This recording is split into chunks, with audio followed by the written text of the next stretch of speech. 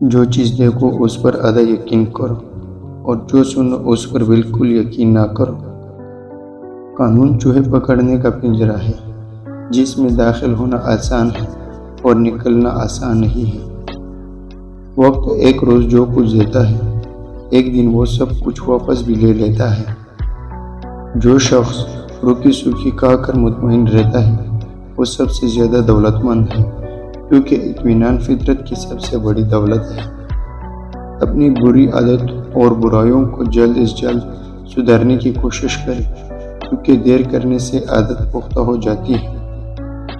جب گھریلو فیصلے کے لیے باہر کے بندے کی ضرورت پڑ جائے تو سمجھ لے کہ آپ کا خاندان تباہ ہو چکا ہے۔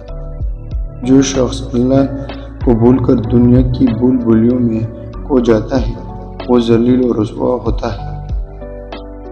کسی کو دکھ دینے والا کبھی خوش نہیں رہ سکتا۔ جب انسان سچائی سے واقف ہو جائے تو دنیا کی ہر چیز اپنی اہمیت کھو دیتی ہے۔ دنیا میں ایسا مقام حاصل کرو کہ لوگ آپ جیسا بننے کی خواہش کریں۔ دوستی کے شیشے میں سب سے پہلی دراڑ شک کی وجہ سے پڑتی ہے۔ کام کو اعتدال سے کرنے میں سمجھداری ہے۔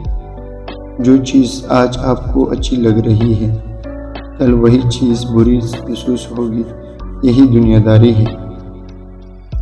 دھوکہ دینے والا تو خود مصائب کا شکار ہو جاتا ہے لیکن اپنی نسلوں کو بھی بددعاؤں کے سپور کر دیتا ہے۔ اگر کسی کی تکلیف دیکھ کر تمہیں تکلیف ہونے لگے تو سمجھ لینا کہ آپ اللہ کے بنائے ہوئے بہترین انسان ہو۔ اگر دنیا اور آخرت کی کامیابی چاہتے ہو تو اللہ کے بندوں سے اچھا سلوک کرو۔ اپنی کچھ لمحوں کے عروج پر غرور نہ کرنا، کیونکہ وقت بدلنے میں دیر نہیں لگتی۔ انسان کی تربیت کا فرق ہوتا ہے، ورنہ جو سن سکتا ہے وہ سنا بھی سکتا ہے۔ کس کو راضی کرو گے؟ بس ایک رب کو راضی کر لو، سارے مسئلے حل ہو جائیں گے۔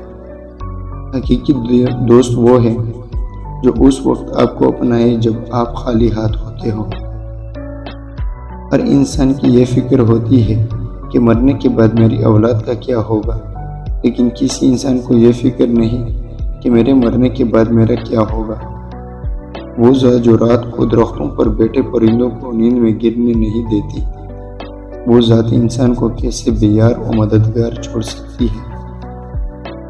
دشمن کا انتخاب اس کی ذہانت دیکھ کر کرو اور دوست کی کردار دیکھ کر کرو۔ رشتے ہماری سب سے بڑی طاقت ہوتی ہے، لیکن ہم ان کو اپنی سب سے بڑی کمزوری بنا لیتے ہیں۔ بعض اوقات انسان سکون ہر چیز میں تلاش کرتا ہے، لیکن وہ اس کی اپنی ذات میں چھپا ہوتا ہے۔